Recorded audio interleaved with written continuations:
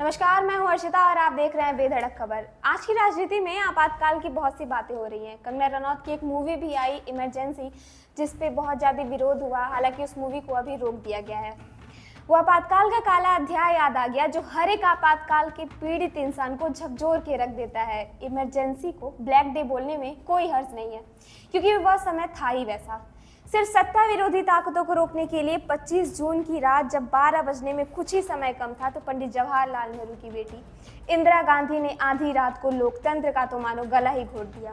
रात में फैसला हुआ और सुबह इंदिरा गांधी ने रेडियो के जरिए पूरे देश में इमरजेंसी की घोषणा कर दी, जिसके बाद सिर्फ विपक्ष ही नहीं, भारत की मीडिया, भारत की आम जनता, सब लोगों के मन में इंदिरा के खिलाफ गुस्सा भर गया। सब लोग मिलकर इंदिरा गांधी का विरोध करने लगे, अलग अलग तरीके से विरोध करने लगे।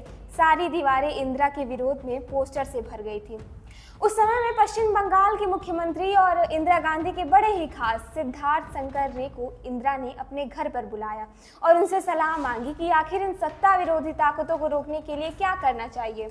सिद्धार्थ शंकर रे ने थोड़ा सोचने का वक्त लिया और विचार करके उन्होंने ये तरीका सुझाया।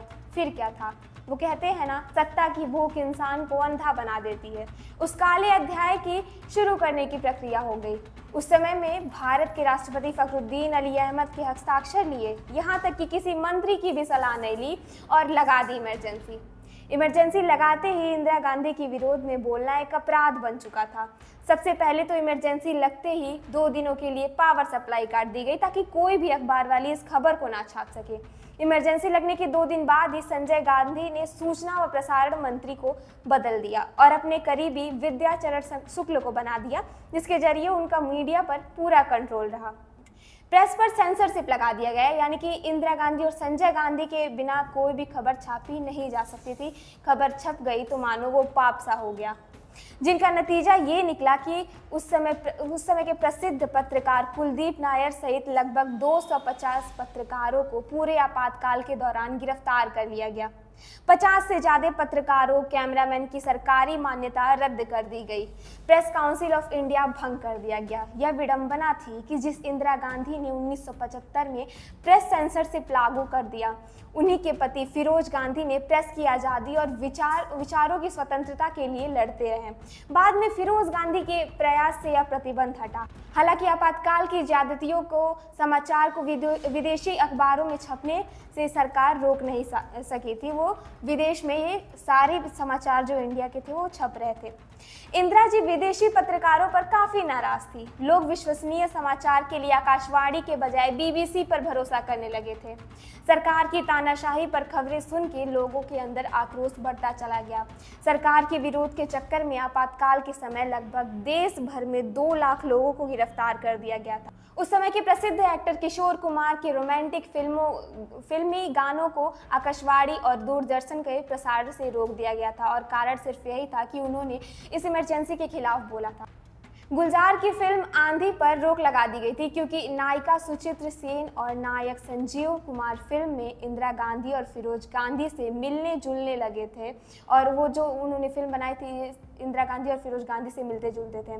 कांग्रेस सांसद अमृता नाहटा की फिल्म किस्सा कुर्सी का भी आपातकाल का शिकार हुआ। फिल्म के प्रिंट को जला दिया गया।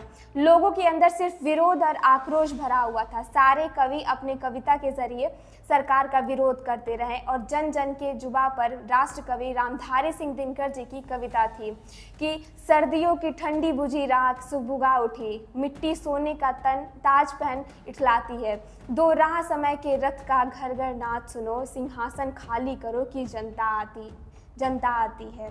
जनता बड़े वर्ग में भीतर ऐसे आक्रोश पनपा कि जब आपातकाल हटने के बाद मार्च 1977 में संसदीय चुनाव हुआ, तब लगभग पूरे उत्तर भारत में कांग्रेस का सफाया सा हो गया।